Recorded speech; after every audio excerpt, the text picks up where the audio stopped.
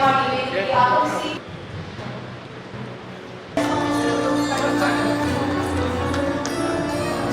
ಮಾರಾಟಗಾರರ ಸವಾಲುಗಳು ಮತ್ತು ಕುಂದುಕೊರತೆ. ಎಡಭಾಗದಲ್ಲಿ ಸಿದ್ಧರಾಗಿ ಚಂದನ ಬಿಎಸ್, ಡಾಟರ ವಿಎಚ್ ಸೋಮಶೇಖರ್.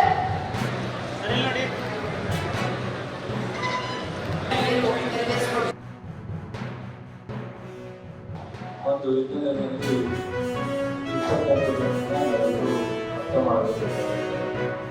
ಮತ್ತು ಒಂದು ಕಾಲದಲ್ಲಿ ನಾವು ಊಟ ಮಾಡೋ ಆಹಾರವನ್ನೇ ಹೊರಗಡೆ ದೇಶದಿಂದ ತರಿಸಿಕೊಂಡು ಊಟ ಮಾಡುವಂಥ ಪರಿಸ್ಥಿತಿನಲ್ಲಿ ನಾವೆಲ್ಲ ಇದ್ದೀವಿ. ಇವತ್ತು ನಾವೇ ಬೇರೆ ದೇಶಕ್ಕೆ ಎಕ್ಸ್ಪೋರ್ಟ್ ಮಾಡತಕ್ಕಂಥ ಒಂದು ಮಟ್ಟಕ್ಕೆ ತಲುಪಿದ್ದೀವಿ ಅಂದರೆ ಸರ್ಕಾರ ಅಥವಾ ಯೂನಿವರ್ಸಿಟಿ ಅಥವಾ ಮಾರಾಟಗಾರರು ಎಲ್ಲಕ್ಕಿಂತ ಹೆಚ್ಚಿನ ಪರಿಶ್ರಮ, ಕಷ್ಟ ರೈತರು ದಿನಗಳನ್ನು ನಾವೆಲ್ಲರೂ